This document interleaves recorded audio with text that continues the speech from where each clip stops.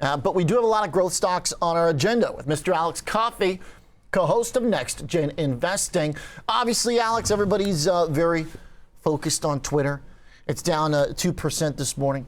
Elon's not going to take the board seat. We don't know the details, but we know that Parag didn't delete his tweet, so we can see what he said earlier and we can see what he said now. They don't really match. First, he said, we were excited to have Elon on the board. He's going to be a great contribution. And then his follow-up in the statement last night that Elon's not going on the board is that it was the best decision. So I think it seems we know who's kind of running the show here. Yeah, I mean, I don't have much to add. I mean, you kind of laid it out. This is an interesting story. Obviously, Elon being associated with the company caused a lot of excitement. And I think that alone, we had this conversation on Next Gen, Oliver, as I oftentimes try to decipher, what is the market telling us? Well, Elon's been pretty straightforward in his kind of ideal version of what Twitter could look like, and maybe a lot of it what Twitter's roots looked like. And so for the market to react positively to that, you kind of got the information that you needed. What do you think that is? What do you think he wants it to look like? I mean, it seems like he's obsessed with the check mark and the edit button. Yeah, I mean, since this has all came out, that's what he's really talked about in terms of like actual implemented changes. But before he was associated with it, he talked about less censorship, more free speech, which was sort of what Twitter was at one point. A lot of the things that Jack Dorsey, when he founded, also subscribed to and still does when you look at some of his comments about things like Web3 and all of that stuff that, quite honestly, right? I don't have that much knowledge on, so I'll leave that there. So much interest that he decided to leave to go to his other company, and which switched to blockchain, so he's really into the crypto stuff. I like the point, though. I would also, though, sorry, Elon hasn't actually said anything about the freedom of speech part because that's what he wanted to do, right? Instead, he's talking about the edit button.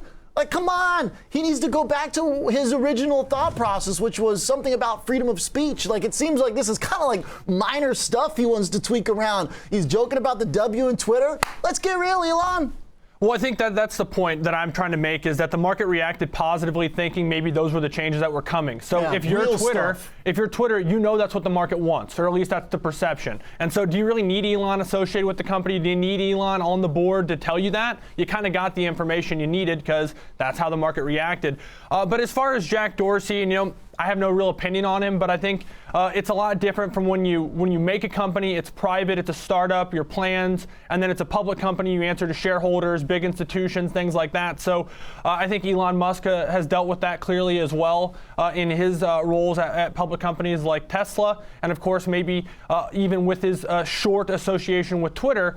Oftentimes, it's just a lot of work. And does he have the time even to go and do it? He might have applied the pressure just by doing what he's done so far and got the ball rolling. But so far, the market's down a little bit here in Twitter.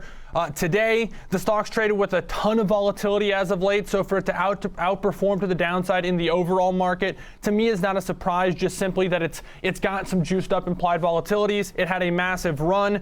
On balance, it's still up about 12.5% or so, doing some back of the envelope math. It was about 40, now it's about 45. That's an eighth. Kind of eating into that original rally, though, to your point, because we went up to 55 at one point almost. Oh no, gave him back 2/3 of it for sure. Yeah. So you can see that a little bit of that might have been the market caught off guard, overextended for the rally, but 2/3 of it might be that, to your point, maybe there was a lot of chatter beforehand on what the changes might look like, and not a lot of chatter about that after the fact. So maybe a realization that this could have been, I don't want to, discount Elon Musk or Twitter or anything, but maybe more PR than anything else. I'm kind of there on that thought process where, if he's going to joke about stuff, the name, and then he's going to maybe change the way we do like a verified handle and the edit button, that all seems pretty aesthetic to some degree. I know some people find that stuff really important.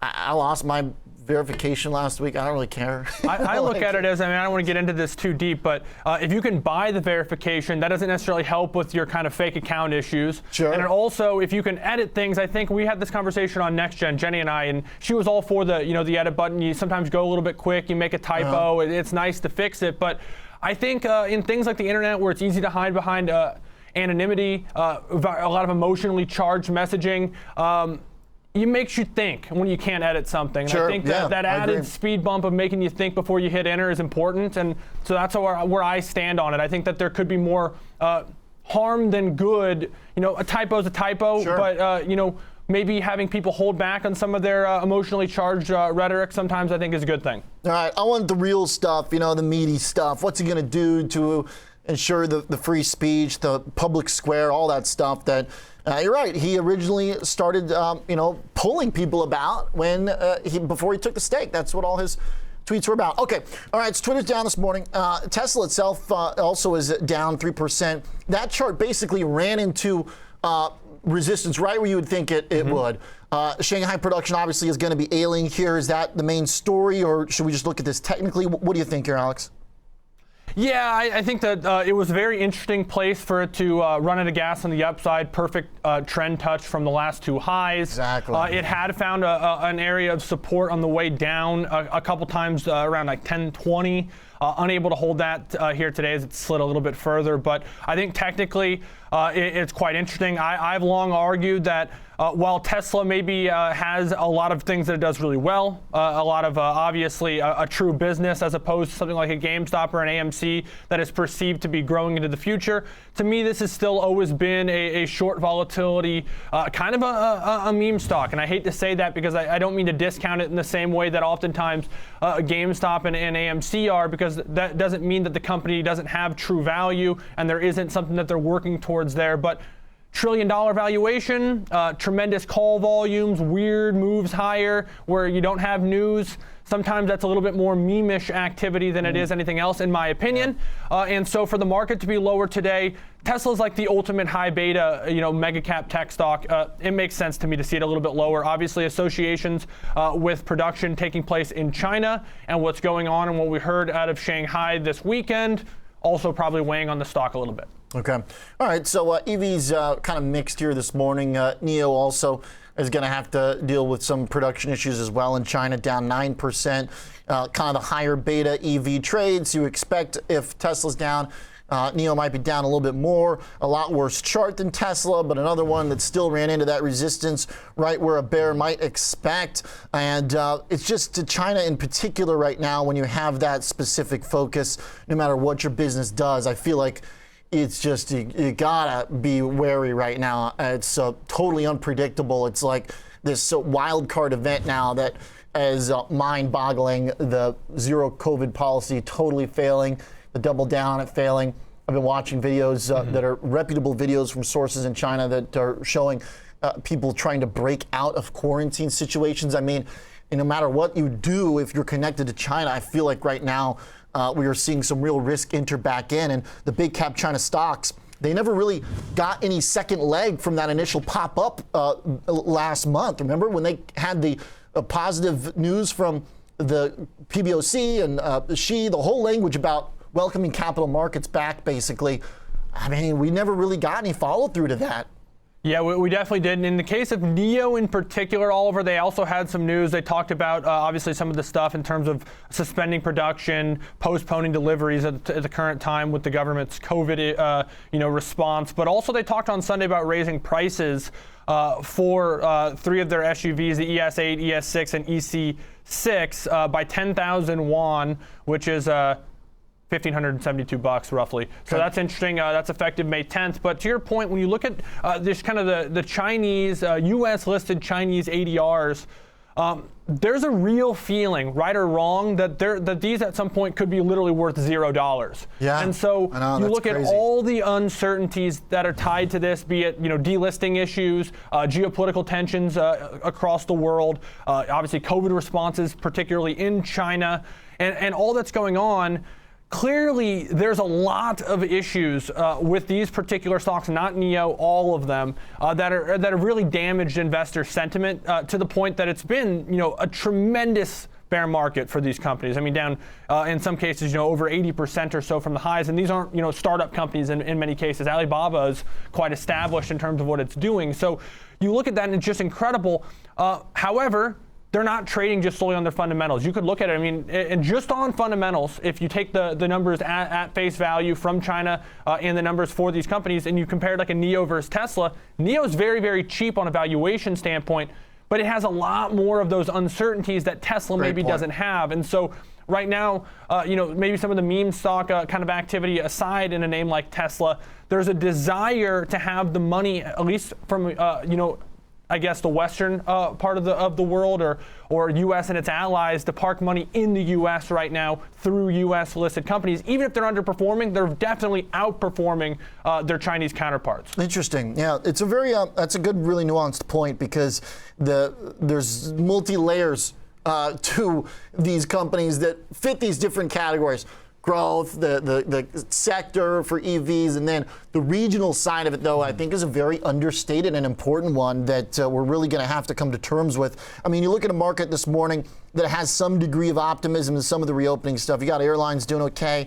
You got some of the cruise lines doing all right. I know last week they got wrapped up in the selling. But then a stock like Wynn Resorts is going to be particularly poorly performing, given the China exposure. Las Vegas Sands down as well, because the market's trying, it seems, to keep some of the reopened trade alive. But I don't know. I mean, last week they got hit too. So are we going to be able to hide out in that if COVID is still in its original state again in China, where it began? Like, that seems like a pretty big overhang if I want to get all bulled up on the post-COVID world. It really does, and you start thinking about things and trying to to handicap this is the word I like to use as kind of a sports betting, I guess, term. Yeah. And you think, and there part of you says how much more beat up can some of these names get? They've already gotten taken down so far in the case of many of them, but we also know they can go a lot lower. And also, you look at the reopening situation, you tie that in with a potential economic slowdown, or at least a growth slowdown. That doesn't necessarily pose well for those companies. You talk about, in the case of the cruise liners, how much debt those companies took on. Are they ever going to be able to pay that off in some cases? I think that just because they've been beaten up, which may be the idea for many, they're looking for value somewhere, doesn't make it a good investment. They may not go down a whole lot from here, but where are they going to go up, I think, is the question. Day to day, things are bouncing around. But you look at a name like Walmart, surging. Name like Costco, surging. Yep. There's a desire right now to go places that has true business, that is seemed as resilient, and that's quite ominous, if you want my honest opinion, in the sense that these aren't the companies you buy when you're really confident about where things are going. Staples broke out last week and jumped above their year-to-date high. This morning they're a little changed in a market that's getting beaten up pretty hard. One that's also getting beaten up pretty hard is NVIDIA, down 4%. And that's also just kind of the sentiment, I think, that you're referencing here. When Staples are going up, NVIDIA's down 5%. If you're going to buy anything other than defensive safety trades like Staples, most investors are not going to be particularly keen on rolling the dice on an indebted, cruise line or airline or something. If a beast like NVIDIA is getting downgrades now. Baird's basically saying it's no longer a buy. I mean, that's a pretty big deal when the analysts are really reducing their expectations to some degree. Not getting bearish, but just saying, no point in buying this thing anymore. Yeah, I always think the timing is kind of peculiar. As where were you when the stock was, selling off all this time, and you wait until it's already kind of happened before you make your change. But we know analysts are oftentimes reactionary. Sure. It's just kind of the nature of the business. So pretty big cut. It's a huge cut in terms of price target, going from 360 to 225. We're basically right there right now, and that explains why they're from outperform to neutral. The analyst contends that the order cancellations recently that started in the consumer GPUs are a result of excess inventories, a slowdown in consumer demand, a slowdown in PC demand, and the Russia embargo. So this is really, really interesting because, Oliver, if you look back to the December GDP, 70% of that number was built up in inventories kind of across the board here in the U.S. And so if that's going to start being a situation where we built up all this inventory to get things back, and it's not just NVIDIA, but across the board, to kind of prepare for, supply chain issues, and because things got so battered throughout COVID, everything was so just in time, to now it's more of a just in case situation. But then the consumer demand just kind of plummets because there's a slowdown. What are you going to do with all that stuff you just bought? You're just going to have it sit there? And in the case of something like computer chips, where I know there's still a ton of kind of shortages kind of in general, and there's still demand in general, these things kind of become obsolete pretty quickly. So if you're not selling what you got, you're going to have almost a complete over-rotation of we had none, now we have too many. I'm not sure we're there yet for a name like NVIDIA, but kind of a weird warning flag being waved from these analysts that you don't hear very often. All it's been is supply shortages. Now we're hearing maybe excess inventories. Completely different message. Like that. All right, well said. Appreciate it. Alex Coffey, co-host of Next Gen Investing. Nice rundown here of the movers. The one that's up is Shopify with the split by about 1%. All right, great stuff. Thanks a lot, Alex. Nice work.